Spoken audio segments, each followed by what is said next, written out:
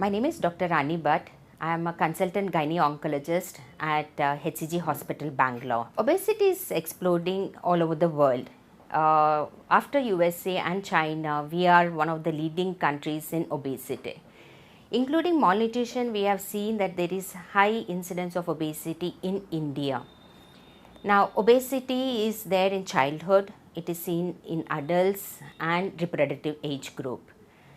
The most important part is obesity in reproductive age group.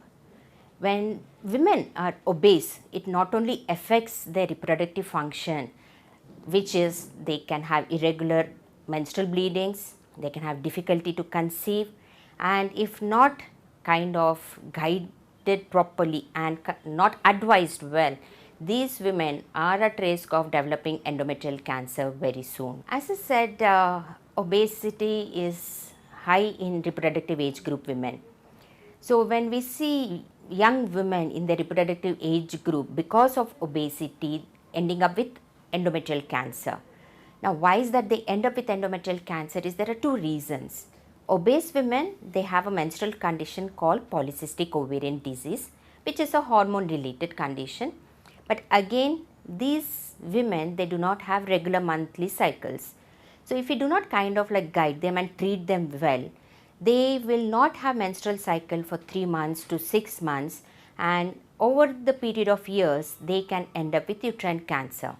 So as I said, these are those young women who are very, very anxious to become pregnant, and now they have landed up with uterine cancer. When there is high body fat in the body, this fat is converted to hormone, which has an effect on to the uterus and causes cancer. Now God has given every lady only one uterus. So when that has a cancer, unfortunately that uterus has to come out. So when I see these young women with endometrial cancer, the biggest challenge I face is, will I lose the chance of being a mother? Because there is only one uterus.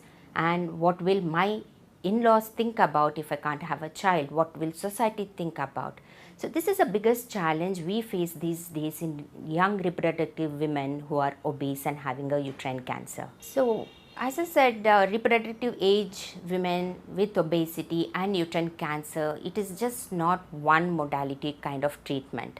So we have various things where we have to tackle. One, as I said, it's the obesity, which is the main cause of leading to endometrial cancer. Second one is, yes, treat the cancer.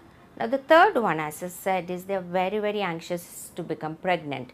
So is there any chance that we can fulfill that factor for that lady? So when it comes to uterine cancer, especially in obese women, not only cancer, but when obesity is there, they also have other medical conditions like high blood pressure, they are diabetic. So they're kind of like high risk for any surgeries.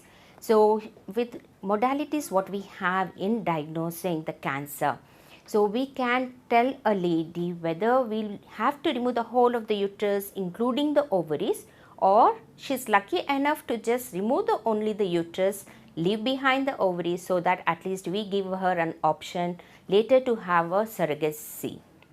So having a good investigation is very, very important prior to surgery. Now coming to surgery, as I said, these obese women are at risk of having high blood pressure and diabetes, and they are at risk of having a major surgery. Now just imagine if I have to give a nice big cut on these obese women, how is their recovery going to be? So we have a robotic surgery, which is a blessing for these obese women, where we perform this major surgery through a tiny hole. So this will help them to recover faster from the surgery and will help them to be mobilized the very next day.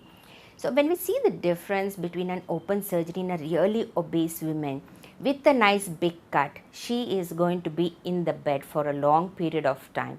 But whereas if we can do with the robotic surgery, the beauty of it is the very next day she gets up, she is ambulating and she gets to go home early.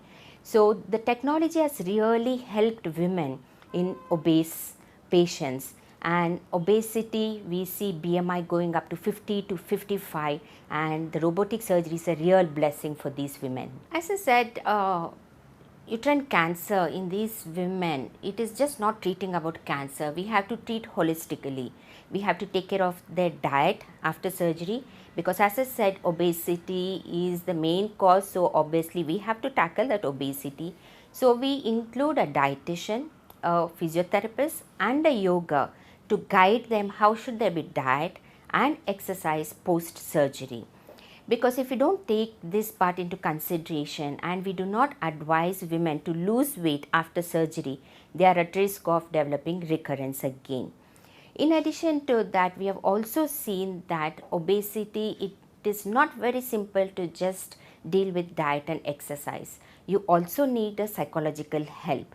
So these women have cancer and they are psychologically depressed. Now whatever diet you're going to advise them, whatever exercise you tell them, they will not be motivated.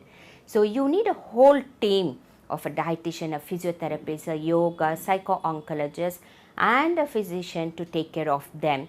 And also, as I said, we need a reproductive medicine facility also to be here, so that we can guide her and tell her that yes, she does have an option to have a pregnancy later.